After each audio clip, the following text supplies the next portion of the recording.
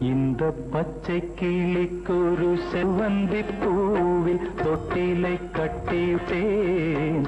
அதில் பட்டு தூகிலுடன் அன்னச்சிறகினை மெல்லென இட்டு வைத்தேன்.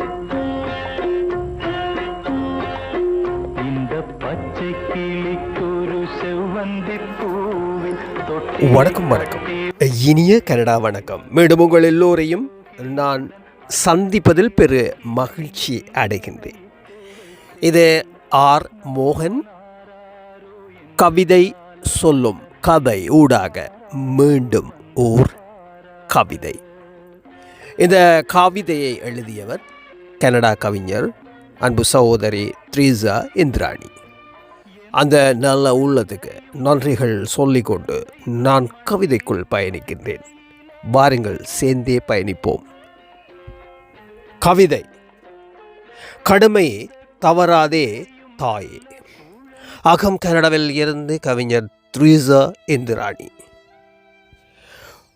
குடும்பத்தின் குலவிளக்கு, குழந்தை செல்வம்.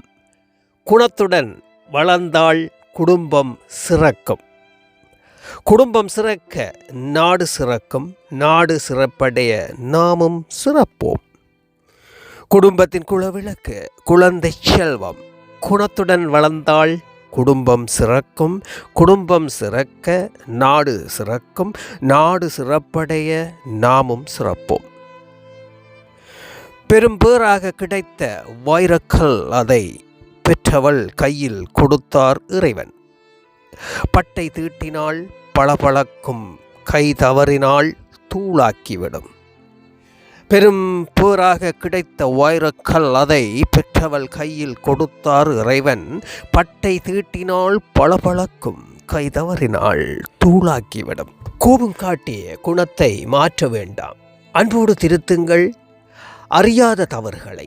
பெரியவர்களை மதியுங்கள், அவர்களும் மதிப்பார்கள். நேர்மையாக நடந்து காட்டுங்கள், நீர்வெளியில் அவர்களும் போவார்கள். கோபம் காட்டி குணத்தை மாற்ற வேண்டாம். அன்போடு திருத்துங்கள் அறியாத தவறுகளை. பெரியவர்களை மதியுங்கள், அவர்களும் மதிப்பார்கள்.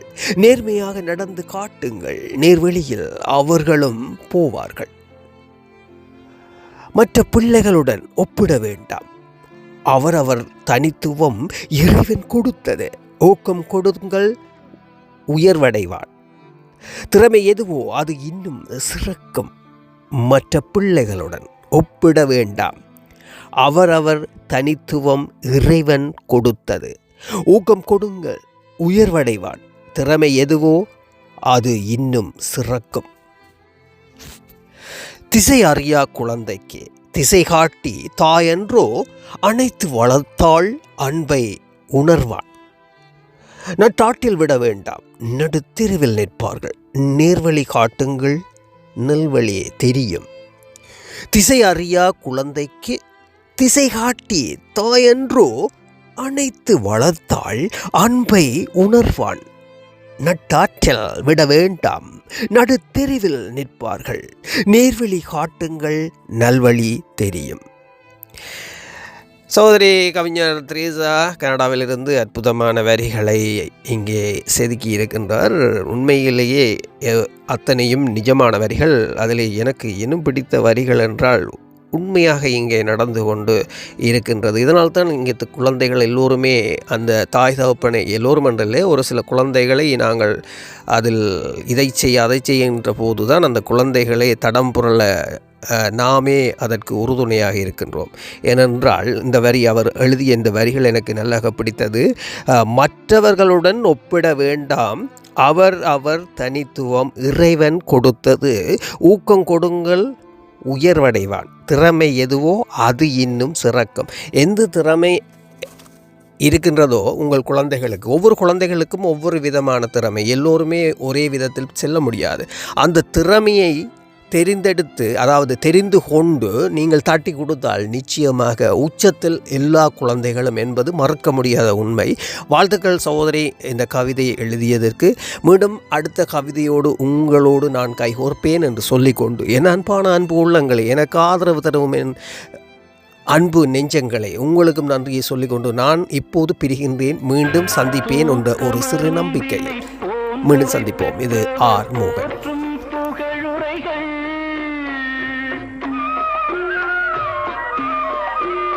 தூக்கமருந்தினை போன்றவை பெற்றவர் போற்றும் புகழுரைகள், நோய் தீர்க்கும் மருந்தினை போன்றவை கற்றவர் கூறும் அறிவுரைகள், கூறும் அறிவுரைகள்.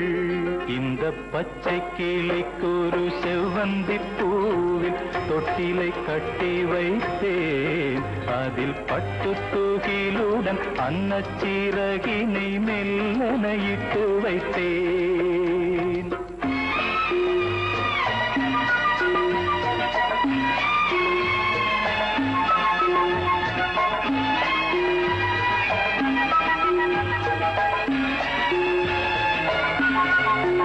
ஆறு கரையில் அடங்கி நடந்திடில் காடு வளம் பெறலாம்,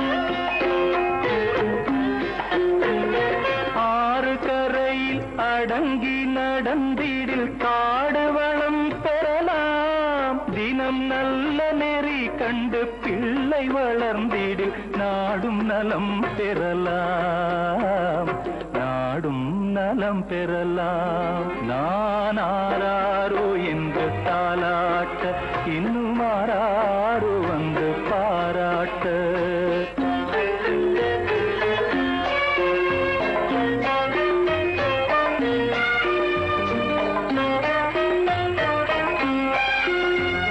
பாதை தவறிய கால்கள் விரும்பிய ஊர் சென்று சேர்வதில்லை,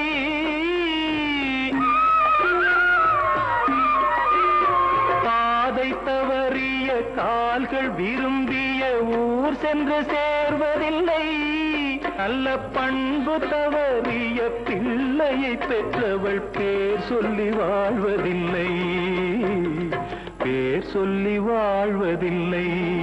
இந்த பச்சை கிளிக்கு ஒரு செவ்வந்தி பூவில் தொட்டிலை கட்டி வைத்தேன், அதன் பட்டு தூகிலுடன் அன்னச்சீரகினை மெல்லனையிட்டு வைத்தேன்.